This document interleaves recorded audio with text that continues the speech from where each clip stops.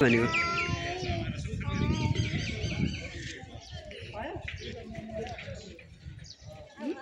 हामी चाहिँ अहिले अब हामी चाहिँ रुमदेखि चाहिँ हाम्रो यात्रा भनेको चाहिँ आज दाङदेखि स्वर्गदारी मन्दिर अनि खालकतिरी त्यो के काफल तिजु खाँदै अनि स्वर्गदारी मन्दिरको दर्शन गर्दै बङ्गलाचुलीबाट यहाँ घोरै आउने प्लानमा हिँडिरहेको खै त नमस्ते भनेर सबलाई अनि अब हामी चाहिँ निक्लिन लाग्छौँ हामी त्यही छोरी म बर्थडे 3 जना भएर निक्लिन लाग्छौँ भिडियोलाई अन्तिमसम्म हेरेर साथ दिनु होला यही बसमा हामी बसेर जान लाग्यो अहिले चाहिँ हामी बस पार्कमा आइपुगेका छौँ बस पार्कमा 10:30 बजे गाडी छुट्छ अझै 10-15 मिनट टाइम छ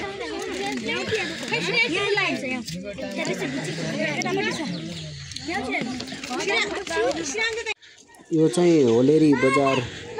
होलेरी बजार है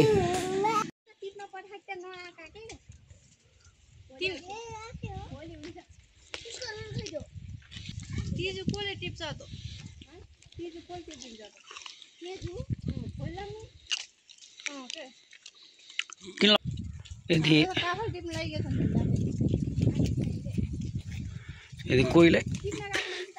खाने मन छ भने भन्नु होला तिजु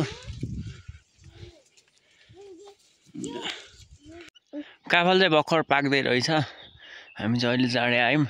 कता कति छ पाकेको अलिअलि देखिन्छ नि छोरी यो चाहिँ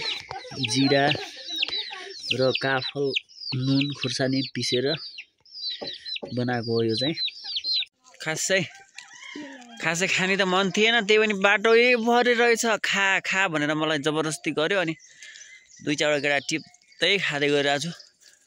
तपाईहरु नि खानु होला है हस् यसको नाम चाहिँ के रे ऐसलु तपाईहरुलाई ऐसलु कस्तो लाग्छ मन पर्छ नि है कमेन्ट गर्नु होला हामी जाने माथिको गाउँ त्यो माथि त्यो घरदेखि यतातिर गएर पारी त्यो डाँडामा पुग्ने त्यो डाँडादेखि अटो लाग्छ अनि अटो भएर फेरि त्यहाँबाट यतातिर स्वर्गदारीतिर मन्दिरतिर जाने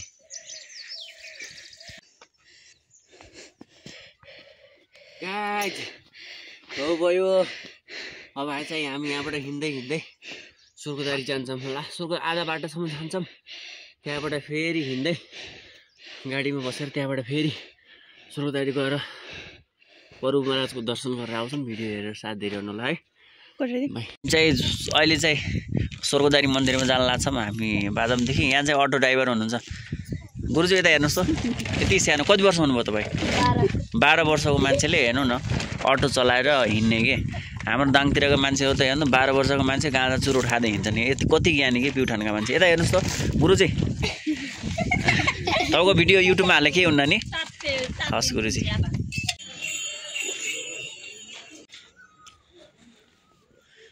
अब चाहिँ हामी स्वर्गदारी मन्दिरमा भित्र सिडी चढेर माथि मन्दिरमा जान लाग्छौँ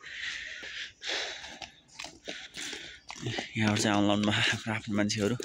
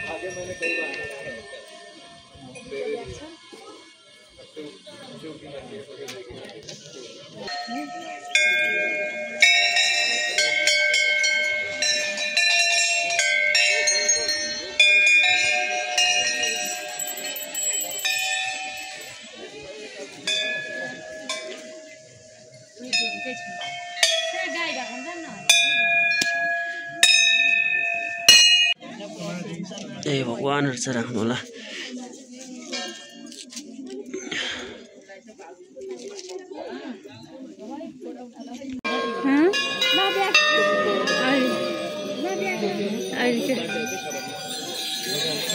एकैछिन के म भिडियो बनाउँछु।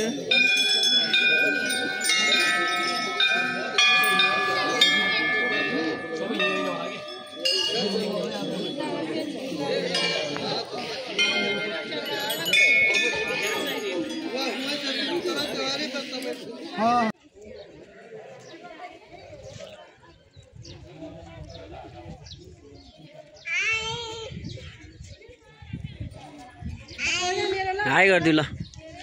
खै त हाई भनेको